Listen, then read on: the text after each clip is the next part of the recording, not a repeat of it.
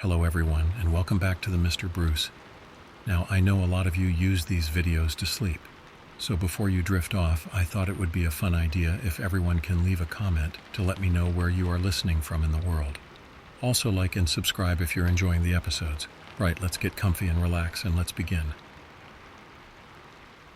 I live in a small town in Australia, so it was about 40 minutes from my house to the lake.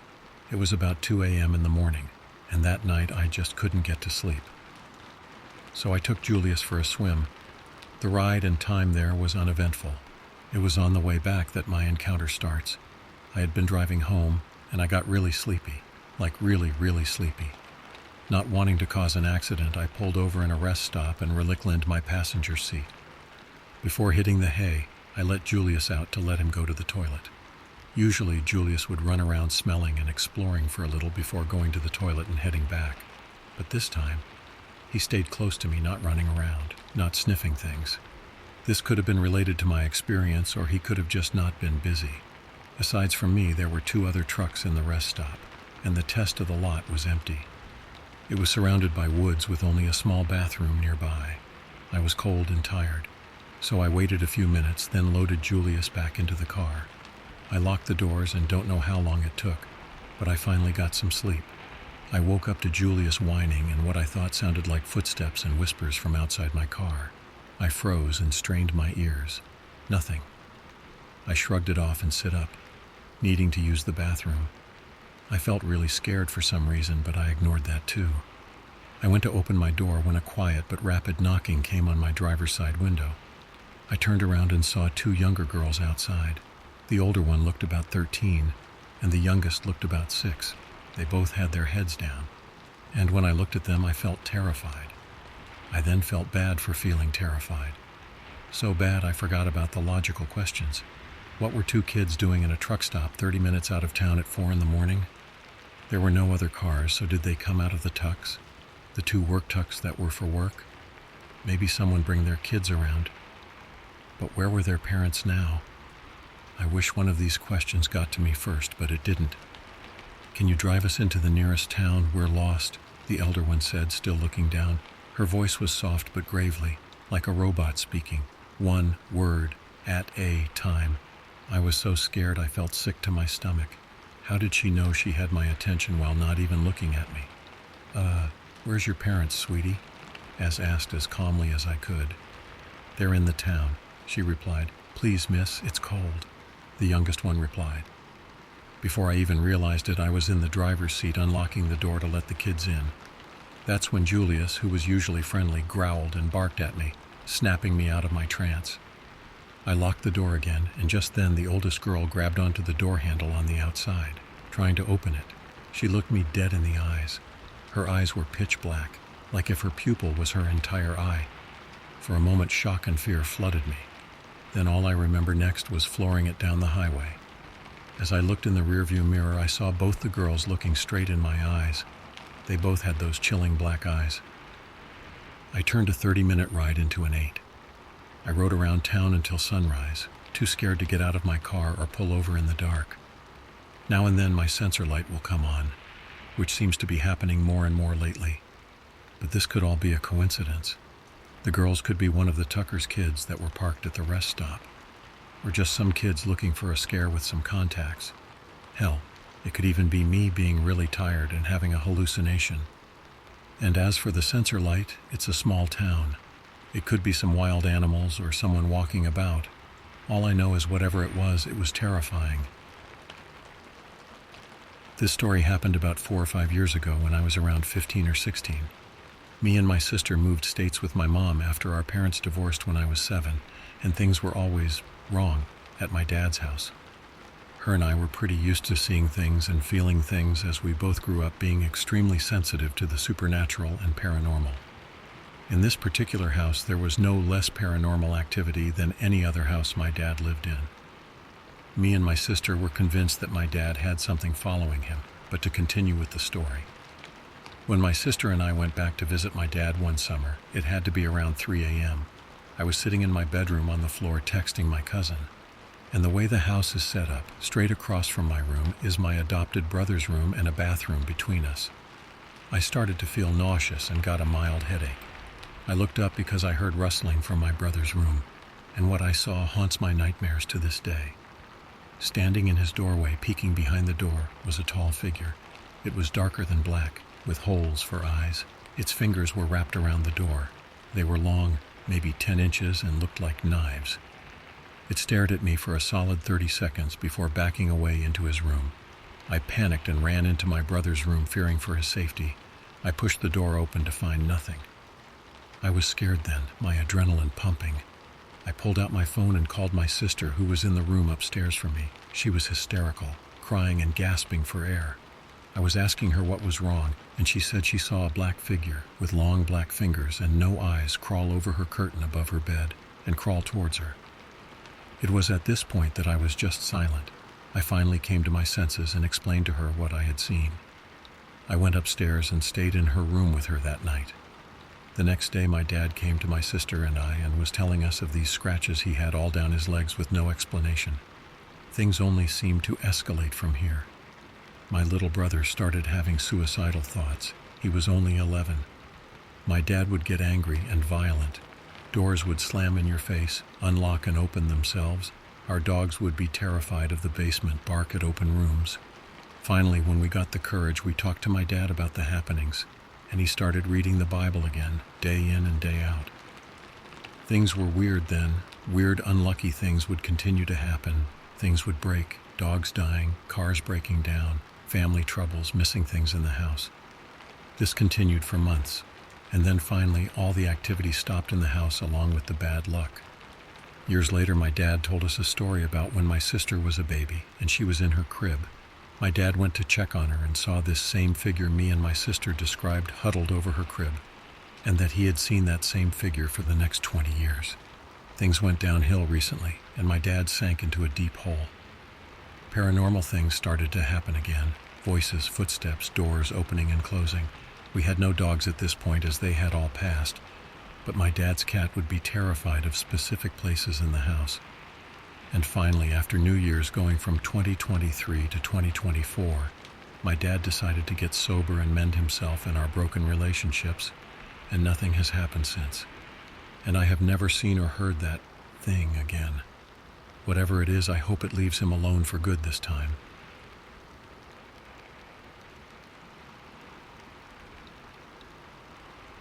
Growing up, my sister and I were never particularly close. With only 10 months between us, she being the elder, we shared a childhood but little else. Our relationship was cordial at best, distant at worst. Life took us in different directions, and for years we barely kept in touch. Recently, fate brought us back together. I moved back to our hometown, discovering that my sister lived just a short 20-minute drive away. Now in our late 20s, we found ourselves forging a friendship for the first time. It's strange how time and distance can change perspectives, allowing us to see each other in a new light. Our conversations often drift to our shared past, unpacking family issues and childhood memories. It was during one of these nostalgic discussions that we stumbled upon a chilling coincidence that still haunts me to this day. We were reminiscing about our old neighborhood, a place steeped in history. Our childhood home stood on a street that was quite literally paved over the Trail of Tears. As kids, we'd often play in the surrounding woods, digging up remnants of the past, pottery shards, arrowheads, and other artifacts that hinted at the land's troubled history. As we talked, I felt compelled to share a recurring nightmare that had plagued me throughout my childhood. "Do you remember those creeks in the woods?" I asked her, my voice dropping low. I used to have this terrifying dream about them. I described the nightmare in vivid detail, a demonic entity with glowing red eyes that would chase us through those very creeks. In my dreams, it would catch and dismember the neighborhood kids as if they were nothing more than chew toys, turning the water a deep, sickening red. The dream had haunted me for 12 long years, only ceasing when I moved several states away for college. As I finished recounting my nightmare, I noticed my sister's face had gone pale. Her eyes were wide with shock, and she seemed to be struggling to find her words. When she finally spoke, her voice was barely above a whisper. I had the same dream," she said, her words sending a chill down my spine. "Well, not exactly the same, but so similar it's frightening." She went on to describe her version of the nightmare. In hers, the demon stalked us from the trees, its red eyes gleaming in the darkness of the woods. The setting was different, but the malevolent entity was unmistakably the same. We sat in stunned silence for a moment, the weight of this revelation hanging heavy between us. 15 years had passed since we'd left that house, and this was the first time we'd ever spoken about these dreams. I couldn't help but wonder how many nights we'd both lain awake, terrified by the same imaginary monster, never knowing we shared this fear. "That's why I never snuck out with you when we were teenagers," my sister admitted. "I was always too afraid of the woods at night." As a child, I'd never believed in ghosts or the supernatural. But as I've grown older, I've experienced things I can't explain, things that have made me question my skepticism. This shared nightmare, however, takes the cake. Even now, thinking about that red-eyed demon makes my blood run cold. I can't help but wonder about the land we grew up on, about the history buried beneath our feet. Was there something more to those woods, those creeks? Something that reached out to two young siblings in their dreams? Or was it merely a coincidence, a shared fear born from a shared environment? Whatever the truth may be, one thing is certain. Those nightmares have forged an unexpected bond between my sister and me. In sharing our fears, we found a new understanding of each other. And while I'm grateful for this newfound closeness, I can't shake the feeling that some mysteries are better left unsolved. It was a balmy evening about 2.5 years ago when this spine-chilling incident occurred. I remember it vividly, as if it were yesterday. At the time, my parents were still living in their old house, a place that held countless memories for our family. I was lounging at my own place when my phone buzzed with a text from my parents. They were inviting me over for some quality time with my siblings. Without hesitation, I replied with an enthusiastic yes. Excited about the impromptu family gathering, I dashed to my car and sped off towards their house. The clock struck 6 p.m. as I pulled into the driveway. My parents greeted me warmly at the door, ushering me inside. The familiar scent of home enveloped me as I exchanged hellos with my brothers and sisters. Soon enough, we were engrossed in our favorite video games, Roblox, Minecraft, you name it. Time flew by as we laughed and played together. Around 9 p.m., our parents poked their heads into the room. "All of you need to get to bed by about 11 p.m., they announced, "because that's when we're going to bed." We nodded in agreement and returned to our games, determined to make the most of our remaining time together. As 11 p.m. rolled around, we reluctantly began our bedtime routines. The house settled into a comfortable silence as we turned off the lights.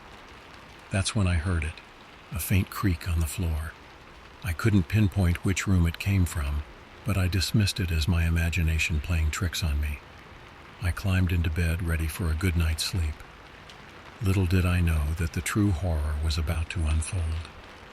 Barely 2 minutes had passed when an eerie, distorted voice echoed from the attic. "Come here." My blood ran cold. I knew I wasn't hallucinating because my siblings' startled expressions mirrored my own.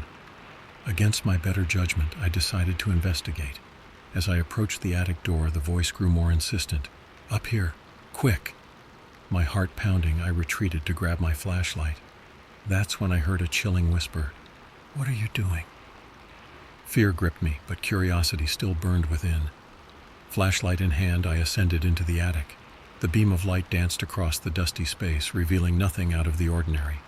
Suddenly, an angry voice commanded, "Behind!" I whirled around, my flashlight illuminating a pair of glowing red eyes that seemed to bore into my very soul. Terror overwhelmed me. I let out a blood-curdling scream and bolted back to my room, slamming the door behind me. My siblings bombarded me with questions, their faces pale with fear. As I recounted my terrifying encounter, a sad voice drifted through the air.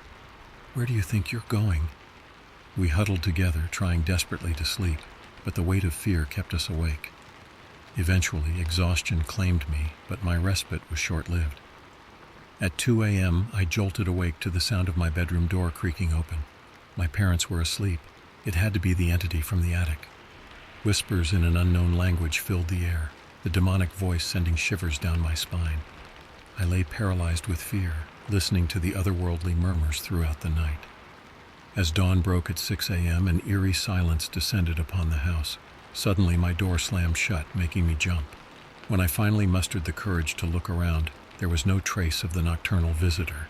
At 7 a.m., I emerged from my room, still shaken. I poured out my story to my parents, but they dismissed it as a product of an overactive imagination. Frustrated and unnerved, I left a few hours later. That night, however, I received a text that chilled me to the bone. My parents reported hearing whispers outside their room. Whatever I had encountered that night wasn't finished with our family. To this day, I'm still searching for answers, trying to understand what malevolent presence invaded our home that fateful night. If anyone out there has experienced something similar or has any insight into what I encountered, please reach out. This mystery continues to haunt me, and I'm desperate for closure.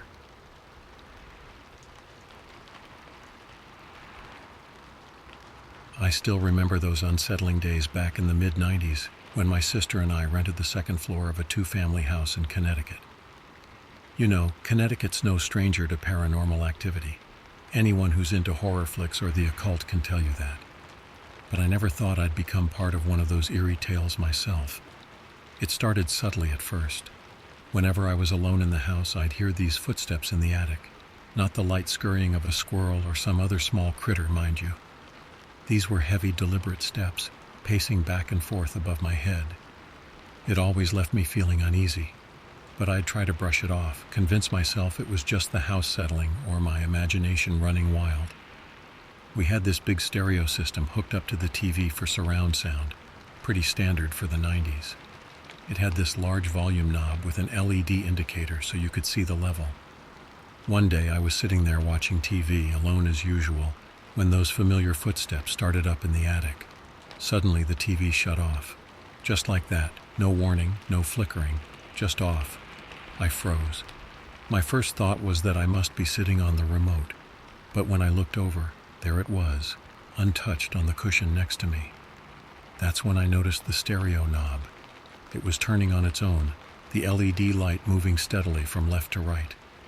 I didn't stick around to see what would happen next. I bolted out of that living room faster than I thought possible. Now, I should mention that before this incident, my sister had her own scary experience. One day, she let out this blood-curdling scream that nearly gave me a heart attack. When I rushed to check on her, she was white as a sheet, babbling about seeing an old man standing behind her in her bedroom mirror.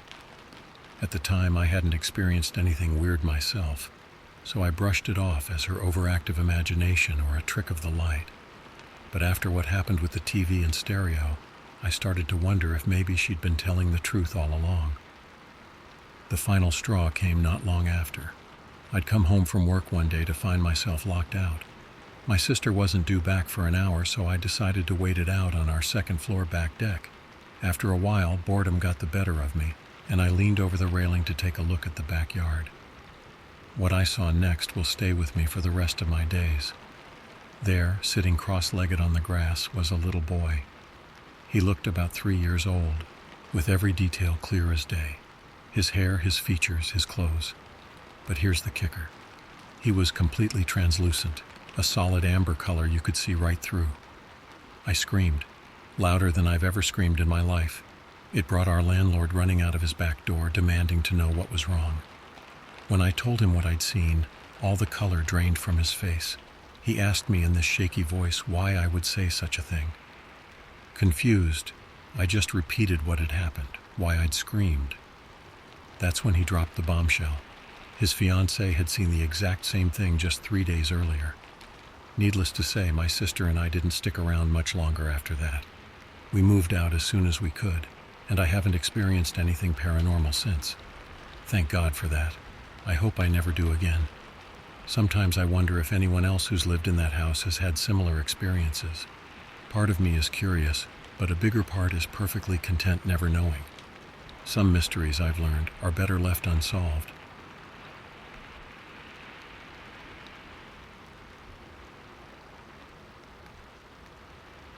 It was my first year in college, and my heart raced with excitement when I received my acceptance letter. The first thing I did was search for a place to stay, knowing the commute from home to the university was far too long. After a few days of searching, I found a student-friendly dorm just a few minutes' walk from campus. It seemed perfect. On my first day moving into the dorm, I met my roommate, Dave. He was a kind-hearted, tall, and impeccably neat guy who graciously introduced me to the other students in the dorm. We shared a bunk bed, me on the top and him on the bottom. Everything seemed fine and normal, but I couldn't help but notice a peculiar dark spot in his eye. One day he caught me staring and explained that he had been born with it. I didn't want to pry further, so I let it go. Dave was an outgoing type of person. We sometimes walked to campus together. Despite being a first-year student like me, he seemed to know more about the campus than most. Although our personalities were polar opposites, him extroverted and me more introverted, we hit it off well. He was fun to hang out with. One night, after a particularly exhausting lecture, I returned to the dorm to take a shower and unwind. After cooling off, I went straight to bed. Dave was already there, possibly asleep, but he kept murmuring words too softly for me to understand. I figured he might be from a province and speaking a dialect I didn't know. His eyes were moving beneath his eyelids, and I assumed he was sleep-talking or dreaming, which I thought was a good sign he was having a restful night. I climbed up to my bunk and tried to shut my exhausted eyes, feeling the heaviness of sleep overtaking me. As I was drifting off, the bunk bed started to move slightly, then shook a bit more. I figured Dave was just shifting below, so I didn't give it much thought and tried to sleep. Hours later, I was jolted awake by a sudden, violent shake of the bed. In the dim light, I peered over the edge and saw Dave in the same position he had been in when I first climbed up. This was odd, considering how much he had been moving around lately. Frustrated, I whispered, "Dave, stop moving, I'm trying to sleep." Exhaustion weighed heavily on me, and all I wanted was to rest. In the morning, Dave seemed more energetic than usual, and I noticed the dark spot in his eye was gone. Curious, I asked, "Is it me, or is the dark spot gone from your eye, Dave?" He shrugged and explained that sometimes the dark spot mysteriously vanished. He had consulted doctors and specialists who dismissed it as a minor mole in the eye. I found his explanation somewhat convincing, though the sudden disappearance of such a prominent feature seemed peculiar. I nodded and continued with my morning routine, pushing the oddity to the back of my mind. Weeks passed, and the dark spot reappeared, this time in Dave's other eye. My curiosity gnawed at me, but I kept my questions to myself, not wanting to seem nosy. Yet, the shifting dark spot bothered me like a forgotten song lyric, just out of reach but incessantly nagging. More days passed, and I pulled myself together, trying to ignore the unsettling eye condition Dave had. We hung out a few times, and he really was just a funny, kind, and hard-working student. Everything seemed to be sailing smoothly in our college life. Then another night came. After a long exam day, I returned to the dorm exhausted. Dave was already asleep as usual, his murmurs filling the room again. This time his words were louder, though still incomprehensible. As I listened, the hairs on the back of my neck stood up. It sounded like he was speaking in a language I had never heard before, in a low growling noise. I climbed up to my bunk, but sleep eluded me. The bed shook slightly again, just as it had before. My mind was too exhausted from the exam to react, but the uneasy feeling lingered, making it hard to fully relax. Suddenly the room grew colder. I pulled my blanket tighter around me, shivering. The temperature drop was sharp and unnatural. I glanced at Dave. He seemed unaffected, still murmuring in his sleep. Restless, I couldn't shake the conviction that something was wrong with Dave. Unable to bear the mystery any longer, I decided to stay awake and observe. As Dave slept, his murmuring grew louder and more intense.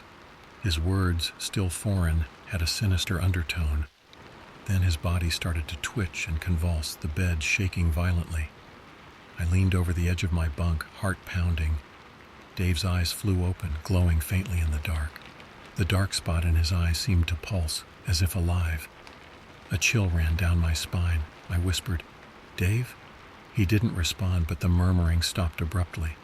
He opened his eyes, and I saw that they were entirely black, the darkness enveloping his entire eyes. Maybe the angle and the shadow of the dark caused it, but then he gave me a cold look, then closed them again. The room fell into an eerie silence. I lay back down, trembling, unable to shake the feeling.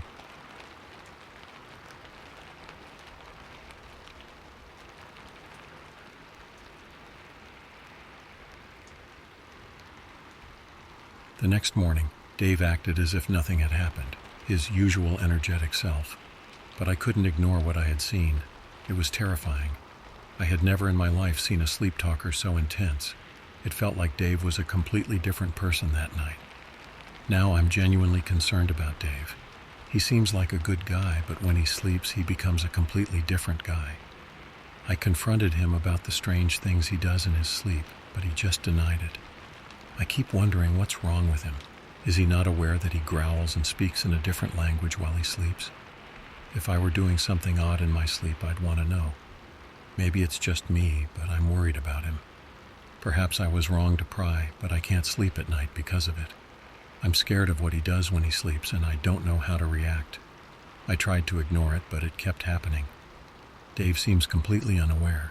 Is it epilepsy, or maybe somnambulism? I can't help but wonder. Then that night occurred again. As usual, he was already asleep when I got to the dorm. I showered and tried to sleep. In the middle of the night, the temperature dropped sharply. It felt icy cold. I tried to tuck myself under the blanket. Then I saw Dave standing, facing the door. He was completely still. I was freaked out. I called, "Dave, you okay?" He didn't respond. I called again. "You okay, buddy?" He turned to look at me, his eyes closed. I was terrified. Dude freaks me out in the middle of the night. I just want to sleep, but Dave's behavior is unusual.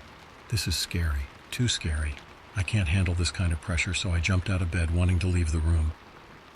Dave was still standing, blocking the door, staring at me with his eyes closed. I knew he was looking. I approached him and reached for the doorknob. He then started to talk. "Hello, Keith." "Yes, that's my name." I was shocked. Is he really asleep or sleepwalking? What is this horror show? Is he messing with me? I twisted the knob and jolted to leave the room, but Dave grabbed my shoulder. He was strong, pinning me to the wall while still holding my shoulder. I shouted. I couldn't handle the overwhelming fear. I was absolutely terrified. Dave woke up suddenly, tears streaming down his face. He let go of me and whispered. He was controlling me. "What? Who's controlling you?" I asked, my voice trembling with concern. "My brother," he replied in a chilling, sinister voice. Then he grinned, a smile stretching from ear to ear, his eyes turning completely black like coal and brimstone. I jumped back, my heart pounding in my chest. I ran, my legs moving faster than they ever had. I bolted down the stairs, waking up other students. They asked what was happening, but I couldn't speak. Fear had taken hold of me, rendering me mute. I was terrified of my roommate. The next morning, I didn't go to school. I waited for Dave to leave first. Then I packed my things and left. That was the last time I saw him. I transferred to a new school and started my studies in Manila instead.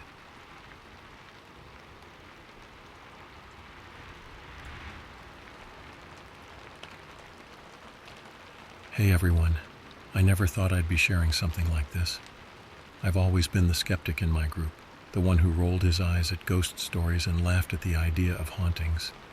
But after what happened to me last winter, I can't deny that some things simply defy rational explanation. I'm writing this now, sitting in my new apartment, far away from Elmwood House, hoping that sharing my experience will help me make sense of it. My name's Jake. I'm 32, an architect by trade, and I've always prided myself on my logical, analytical mind. Growing up, I was the kid who needed to know how everything worked. My friends and I used to explore old abandoned buildings, and I was always the one debunking any creepy noises or shadows. But this time things were different. I moved into Elmwood House last November. It was an old grand mansion on the outskirts of town, a place I thought would be perfect for some peace and quiet. The house had been empty for years, and the rent was surprisingly low. The real estate agent mentioned something about the house having a reputation, but I brushed it off. A good deal was a good deal. The first month was uneventful. I spent my time renovating and fixing up the place. It was a beautiful house with high ceilings, large windows, and intricate woodwork. But then, strange things started happening. It began with small, easily dismissible occurrences. Items would go missing and turn up in odd places. Doors would open and close on their own. Typical old house stuff, I told myself. One evening, while I was working late in the library, I heard a faint humming. It was a soft, melodic tune that seemed to come from nowhere. I tried to find the source but found nothing. The humming became a regular occurrence, always at night, always when I was alone. While cleaning out the attic, I found an old journal tucked away in a dusty box. It belonged to a man named Thomas, who had lived in the house in the early 1900s. His entries started out normal but gradually became more erratic. He wrote about the humming, about feeling watched, and about seeing a woman in white who would appear in the mirrors. I'll admit Thomas's journal unsettled me, but I still clung to my skepticism. That changed the night I saw her. I was brushing my teeth, and when I glanced up at the bathroom mirror, she was there, a woman in a white dress, standing behind me. I spun around, but there was no one there. It happened again and again, always in the mirrors, always just out of reach. I started researching the history of Elmwood House. It turned out that Thomas wasn't the only one who had reported seeing the woman in white. There were stories dating back to the 1800s, all describing similar experiences: the humming, the woman in the mirrors, the feeling of being watched. I found out that the house had once belonged to a woman named Eliza, who had vanished without a trace. Out of sheer desperation, I contacted a local medium. I wasn't sure what I believed anymore, but I needed answers. The medium, an elderly woman named Agnes, agreed to come to the house. We held a seance in the library. Agnes seemed to go into a trance and began speaking in a voice that wasn't her own. She said Eliza's spirit was trapped in the house, searching for something or someone. After the seance, things got worse. The humming grew louder, the apparitions more frequent. I could barely sleep, barely think. One night I woke up to find Eliza standing at the foot of my bed. This time she didn't vanish. She reached out a hand, her eyes filled with sorrow. I couldn't move, couldn't breathe. She leaned in and whispered, "Help me." I don't remember much after that. I must have blacked out. When I came to, it was morning, and I was lying on the floor of the library. I grabbed a few belongings and fled the house. I left everything else behind. I couldn't stay there another moment. It's been 6 months since I left Elmwood House, and I'm still trying to piece together what happened. I've been staying with friends, moving from place to place, but the nightmares haven't stopped. I still see her sometimes, in my dreams, standing at the foot of my bed whispering, "Help me." I don't know what she wants, but I'm terrified that I'll never be free of her. I'm writing this now, in the hope that someone out there might know what to do. Maybe someone has experienced something similar and can offer advice. All I know is that Elmwood House changed me, and I can't go back to the person I was before. If you've read this far, thank you.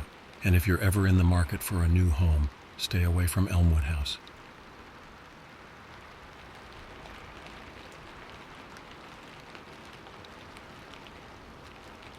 Hey everyone. I've never been one to believe in ghosts or the supernatural. I always thought there was a rational explanation for everything. But what happened to me last fall changed my perspective completely. It's taken me a while to process it all, but I think I'm ready to share my story. First, a bit about me. My name's Dan. I'm 28, work in IT, and live in a quiet suburb just outside of Boston. Growing up, I always had a fascination with debunking myths and legends. My friends used to joke that I was the Scully to their Mulder. I even ran a blog where I'd investigate and debunk local ghost stories. Last year, I decided to move into a charming, albeit old, house on Maple Street. It was a beautiful Victorian-era home with creaky wooden floors and a large, overgrown garden. The house had character, and more importantly, it was within my budget. The first few months were uneventful. I spent my evenings unpacking, working on minor repairs, and exploring the local area. But one night I heard a noise coming from the attic. It sounded like someone was walking around up there. At first, I dismissed it as the house settling, or maybe a raccoon that had found its way in. After a few more nights of the same noise, I decided to investigate. I climbed up the narrow stairs to the attic, flashlight in hand. The attic was filled with old furniture and dusty boxes. I looked around but found nothing out of the ordinary. Just as I was about to leave, the light caught something on the floor, an old, dusty diary. The diary belonged to a young woman named Evelyn who lived in the house during the early 1900s. Her entries were filled with mundane details about her daily life, but towards the end they became increasingly frantic. She wrote about feeling watched, hearing whispers, and seeing shadows that moved on their own. At this point, I was still skeptical, but intrigued. I decided to keep the diary and read it in my spare time. Over the next few weeks, the noises became more frequent. It wasn't just footsteps. Sometimes I'd hear faint whispers, almost like a conversation I couldn't quite make out. One night I saw it, a shadowy figure standing at the foot of my bed. It was there for just a moment, then vanished. Determined to find a logical explanation, I started researching the history of the house. I found out that Evelyn had disappeared under mysterious circumstances. The local paper mentioned that she was last seen in her room, and there were no signs of forced entry or struggle. Things escalated quickly after that. The shadow began appearing more often, always at night, always watching. I couldn't sleep, couldn't think straight. One night, out of sheer desperation, I addressed it. I asked it what it wanted. To my shock, the whispers grew louder, and I distinctly heard the words, "Help me." I spent the next few days in a daze, trying to piece together what Evelyn might have meant.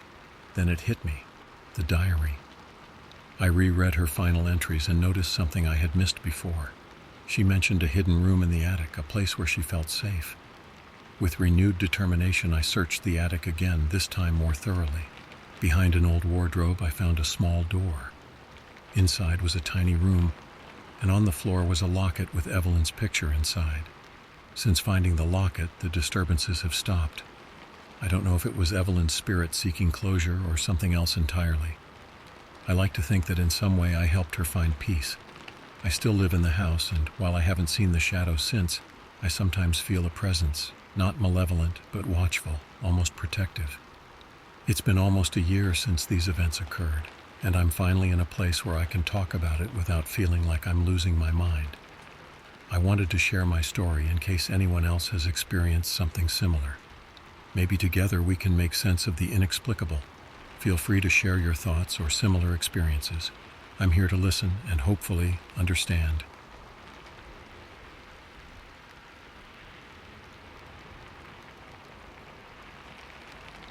Every morning since my wife and I installed the doorbell, I've gotten the motion-detected notification at 3:37 a.m.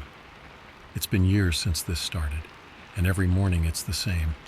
I check the recording from the night prior and nothing is there. I've driven myself insane zooming into the video and trying to see anything. A cat, a raccoon, a person. But it's always nothing. Early this morning I heard something scratching at our door. It sounded like a dog that needed to be let in. I heard this for a moment and then it abruptly stopped. I was about to get out of bed and check the front door when my phone lit up the bedroom. The notification, motion detected, showed clearly on my phone under the time, 3:37. I pulled up the footage and all was still, nothing there. I attempted to go to sleep and it was worthless. So I got up and sat on the couch staring at my phone. Around 5 a.m. I got another notification. Motion detected sent chills down my spine in the dark living room. This time something was visible behind my car in the driveway. Crouched behind the trunk of my car was a dark figure. The only detail fully visible from the camera was long nails, digging into the paint on the side. The rest of it was dark. Thin shins leading into bony knees were only seen as black against the gray of the concrete. Upon zooming in, I saw this thing just barely rocking side to side. I figured it was a person, so I gathered my courage and opened the front door, ready to scream at them to get away from my car. I started to yell and my voice died immediately. Nothing was there.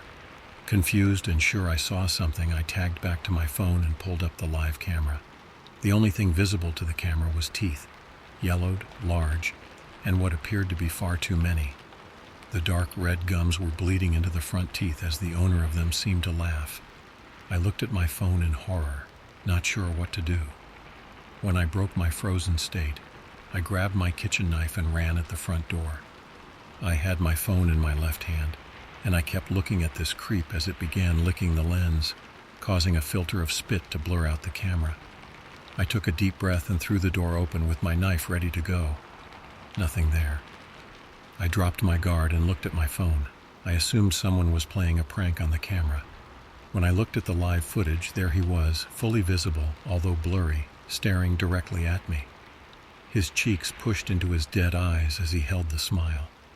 The way his eyes stayed forward and just moved with the turn of his neck made me freeze. I dropped the knife.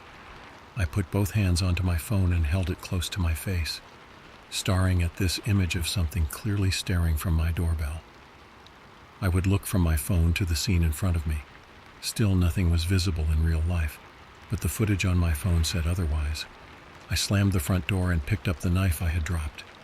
I stayed still, staring at the live camera. He was gone. Nothing there. I continued intensely looking, my chest rising and falling at the pace of a scarred animal. Just as I was about to give up looking at the live feed, notifications exploded on my phone, alerting me someone was ringing the doorbell. Notifications replaced other notifications, covering the top portion of the screen on my phone. I tried to exit the app, but the notifications covered my lock screen as well. The ringing doorbell was heard outside, blasting its signature tune. Motion detected, motion detected, motion detected. You're going to die. Motion detected. I rubbed my eyes and tried to keep up with the notifications. I closed and reopened the app again, and all the notifications stopped. I checked the motion history in the app, and it was all there, abruptly ending after 5 a.m. I was so confused and scared I just stayed on the couch with my phone and knife in hand. After an hour of no notifications, I finally found the courage to open my front door. The door opened too easily. Right as I turned the doorknob, the door swung inward.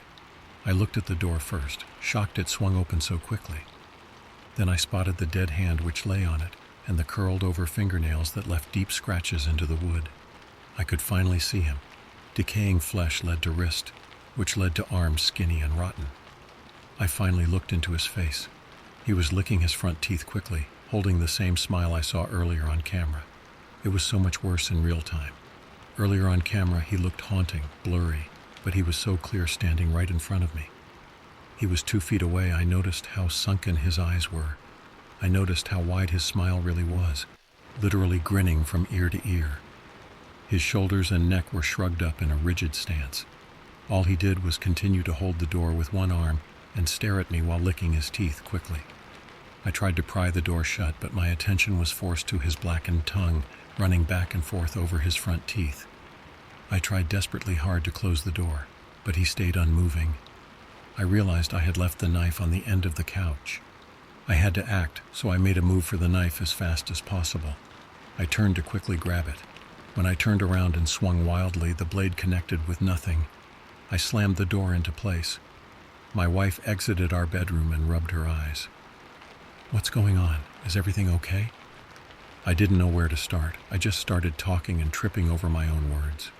Her eyes grew wide, and she pulled out her own phone to check her Ring app. She almost dropped her phone while looking at all the notifications. She pulled up the videos and screamed out when she saw him. I hugged her and tried to comfort her. Still hugging me, and behind my back, she kept clicking and watching the motion-detected notifications. I felt her tense up. She whispered into my neck, "He hasn't left." I broke the hug and grabbed her shoulders. "What did you just say?" "Look." She showed me the last motion captured on the doorbell. He was holding the door open, and you can hear me struggling to close it. You can see in the video the exact moment I turn to quickly grab the knife. He simply steps inside and the recording ends. Staring at the phone's end of recording message, I began to feel something behind me. I let go of my wife and turned quickly. Nothing there. I went to the knife and picked it up before I turned to see him. I faced back towards my wife to tell her we needed to check the house. There he was, holding her from the side, pinning her arms to her ribs.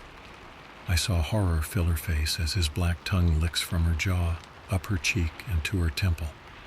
He was still staring at me, and still smiling even with his tongue out of his mouth. My wife screamed loudly, and it called me into action. My grip tightens on the knife. I lunge and I grab him by the collar. I plunge the knife into his shoulder, barely avoiding cutting my wife.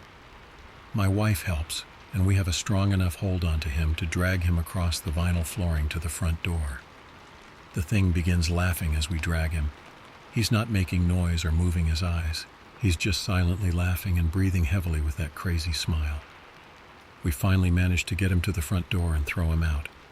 My wife and I slam the door and slide the deadbolt into place. We called the cops immediately. We watched the Ring camera until the police showed up, but still nothing. We showed them all the footage and they said they would try and find him. We haven't heard anything all day. At 8 p.m. our doorbell notified us it was low on battery, so I went to switch it out. When I popped the battery out, there was something that was carved into it with what appeared to be fingernails. See you tonight.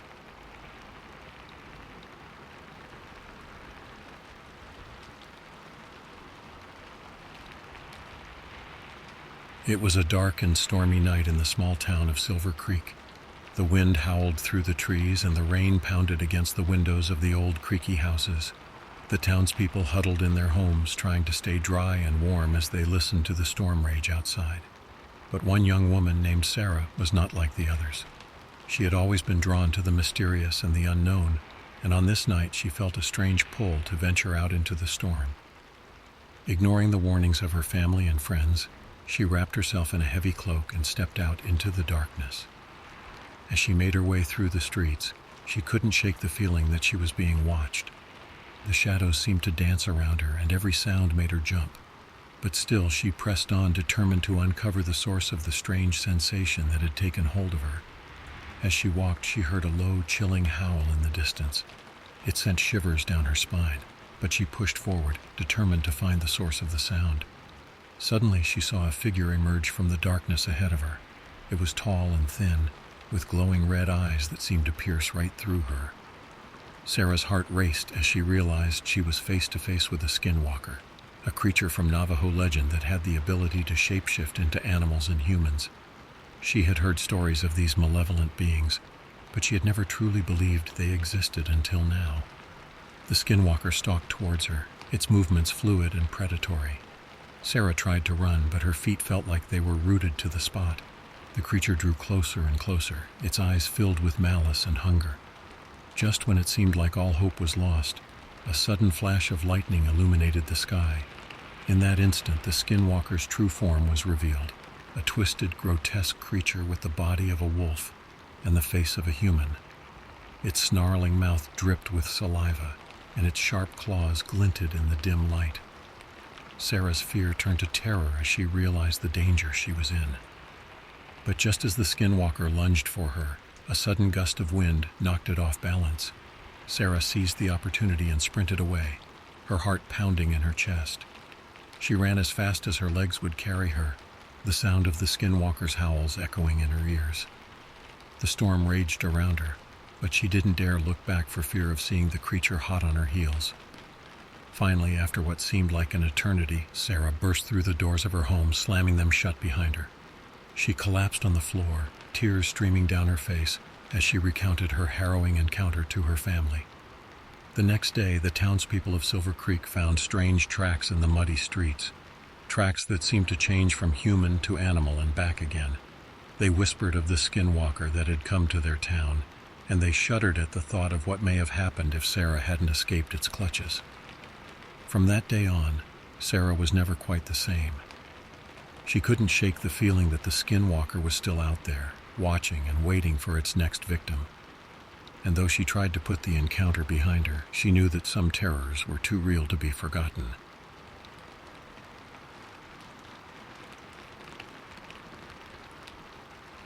My phone reads 1703. The stairwells leading up through each floor in the apartment block have a kind of middle floor between each actual level of the building. This lets the stairs go up one way and up the other way, keeping the stairs as a spiral. I'm sitting there, jammed between the second and the third floor. My boyfriend Aiden went upstairs to go do some chores for his dad. He doesn't mention me because he doesn't want his dad to know he's hanging out with me. So I hide downstairs just far enough so his dad can't see me if he exits the room on the fourth floor. I'm sitting, alone, waiting. There's no sound or buzzing from the lights, but they slightly flicker, one shade of light brighter and one shade darker. You can't notice it unless you're staying still and spacing out, staring at the red carpet that covers the stairs. I put in headphones and turn on some shitty song I've heard a million times over to drown out the silence. I hate being alone, but I'm alone waiting for somebody who makes every moment feel perfect, so I don't mind it. I'm not upset, I just hate waiting. I hate being alone, and I'm waiting alone at the stairs. The melody courses through my ears, giving me some instant relaxation. I look at a picture of me and Aiden together, hugging each other, and smile at the memory. Maybe we'll take more pictures today, and I can smile at more memories when I'm home, happy of a day together. I turn the phone off and on because I'm lazy, and I want to see the time in bigger numbers staring at me through my lock screen. 17:33. I take my backpack off of my back and put it beside me. I don't know how much longer I'll have to wait, but the time's passing too slow, so I want to eat something and close my eyes. Dozing off isn't my plan, but after a ham sandwich and some water, my body has other plans and I black out with my back to the wall of the stairs. I guess I was more tired than I thought from all the walking today. I fall into a deep, dark, dreamless slumber. Up here, I wake up. I heard somebody whispering something. A habit I do because of a bad memory leads me to check if I'm awake. I push my thumb and my index far apart on my left hand and bite the space in between. It hurts, so I'm awake. The motion sensor turned off the light, but as soon as I move, the light flashes back on and blinds me for a second until I blink my eyes. Nothing has changed. I'm still here alone except for the voice I heard. Was it in my head? I must have only dozed off for a few minutes. I turn on my phone, squinching my eyes at the brightness of the light. 22:51. It has in fact not only been a few minutes. I checked the time 5 or 6 times over to make sure I saw it right. I did. I can't help but notice that my phone battery hasn't gone down too much. I have no service here, so I'm not surprised I didn't get any missed calls from my mom being worried. But I am surprised I'm still here. She probably would have called one of my friends who knew Aiden and gotten them to ask him to check up on me. I get up off of my ass, avoiding the feeling of pins and needles all over my legs, and make my way upstairs to head over to Aiden's door. I'm not planning to enter, but if I go up, I get service, and if I go close enough, I can get his family's Wi-Fi and use it to call my mom to come get me. As I go up one floor to what should be the third, I notice that my phone hasn't gotten any more reception. It's still on one bar, so I can't see any calls I might have gotten. Weird. I mumble to nobody in particular. I head up to where the 4th floor should be, but it's not there. It's just another floor that leads to another floor. Something in my stomach sinks, and I check my phone desperately to hope there's at least a signal here. There isn't. Maybe I mixed up which floor I was on? There's no numbers anywhere, so if I was between the 1st and 2nd floor, then the next floor would be the 4th floor. I lean over the stairs to the gap between each staircase and floor and look up to see if the ceiling is close or far away, indicating which floor I should be on. What I see makes my heart drop. There is no ceiling, there is no end, there is no 4th floor, there is no top. I look down and see there's no ground either, no bottom floor. I run up the stairs till my heart's beating out of my chest. I scream, "Aiden," till I feel like I'm choking on his name. It's just me. I'm alone. I'm alone on the stairwell by myself, and there is nobody here to save me.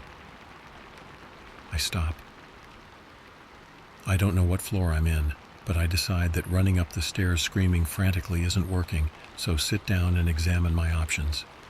My bag is about 20 floors down, so I should probably go get that, so I have my remaining food to keep me alive a little longer.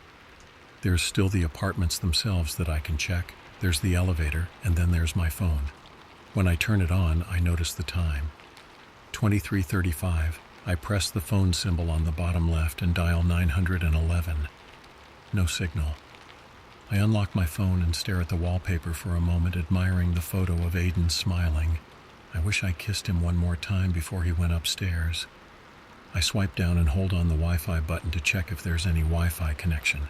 There's nothing. My battery is at 34% and going down, so I should preserve battery as much as I can. I try calling the elevator, but the button does nothing. I kick the elevator door in anger and move on to the door leading into the apartments on the floor. The way the block is built, each floor has a door on the left that leads into one apartment on the left and one apartment on the right. Other blocks have 2 doors on the right and 2 doors on the left, but not this one for whatever reason. The door leading into the apartments open, but neither of the apartments themselves open up. I knock and shout for help as much as my throat lets me, but I'm greeted back with silence. Nobody heeds my call for help. It's just silent oblivion reminding me that I am alone. I am alone. I turn my back to the door and I roll down against it. I break, I cry, I'm sad, I'm scared, I'm angry. I'm confused and I don't know what's happened. I cry and I cry till my body gives up and I feel myself dozing off. I blink and wipe my tears and check my phone. 2402, of course. My phone's on 28%. I cry more. I stand and punch the door as hard as I can. The wood doesn't break, but my skin does. My middle finger's knuckle is red and bleeding. My ring finger's knuckle is red and swollen. The others look only a slight bit red. I lean against the door and cry a little more while staring at my bleeding knuckles. I sit there for a long time, until finally something changes. The motion sensor light goes off. I stand up and I go through the door into the stairwell. I've walked in and I've opened a door the motion sensor should have turned back on, but it didn't. I stand there in darkness covered in snot and tears as my knuckles bleed small red drips onto the matching carpet, becoming one with the floor. My stomach rumbles. I'm starving. There's food in my bag. I reach for my back, but my hand grasps at nothing. Shit. It's still down there. It's still around 20 floors down. I turn the flash on my phone on and make my way down the steps. I'm not running, so it takes a lot longer to get down than how it took to get up. I have no clear indicator as to if I'm on the same floor, so I'm hoping I'll just find my backpack and maybe try going down instead of up. When I'm 5 floors down, I suddenly hear something that makes me stop. Up here. It's the same fucking voice that woke me up when I dozed off. Maybe it's the thing that took me. Hello? I shout while looking up. Nobody responds.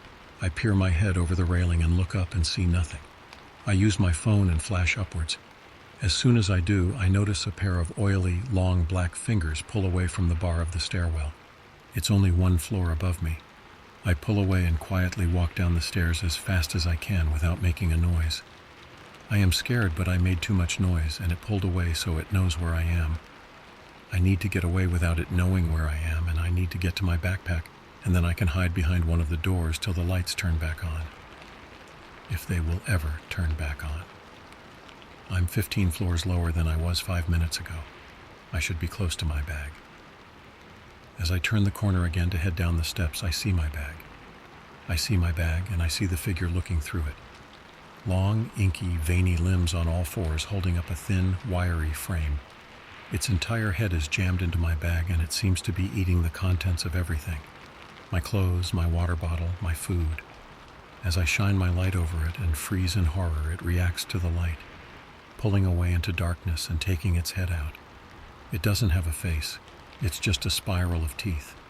Staring into its face, I don't see an end to the teeth. It's just spiraling indefinitely deeper than its head biology should allow. It screeches at me and runs downwards frantically on all floors, using the wall and the floor like a spider running as fast as it can. I scream and stand still. My food is gone. That thing is below me. Something else is above me. I don't know what to do. I'm hiding in the door on that very floor. I don't know what else has happened since, but the lights have turned on and off multiple times. I've seen shadows and eyes peering in at me when the lights were off, but I'm not going to move even when they're on. There's nowhere to run to. When I was 5 years old, a seemingly ordinary family trip turned into an unforgettable, chilling experience that would haunt me for years to come. It was a balmy Saturday night in Norman, Oklahoma, and we were returning from a day of fun and relaxation at Lake Thunderbird. The car was filled with the comforting presence of my mom, Mary, my older brother Michael, my little sister Rosa, and our loyal dog Bandit. The clock on the dashboard read 9 p.m. as we cruised down the dark highway. I remember feeling uneasy, constantly turning around in my seat to peer out the back window. A massive semi-truck loomed behind us, its headlights casting an eerie glow into our car. The truck had been following us for what felt like an eternity, never falling back or changing lanes. "Taylor, are you okay?" my mom asked, noticing my restlessness. "Mama, the semi-truck has been behind us since we left the lake," I replied, my voice trembling slightly. I saw concern flash across my mom's face as she glanced in the rearview mirror. She decided to test our suspicions, suddenly pulling off onto the shoulder of the highway. To our horror, the semi followed suit, coming to a stop just behind us. My heart raced as Mom quickly merged back onto the highway, her knuckles white as she gripped the steering wheel.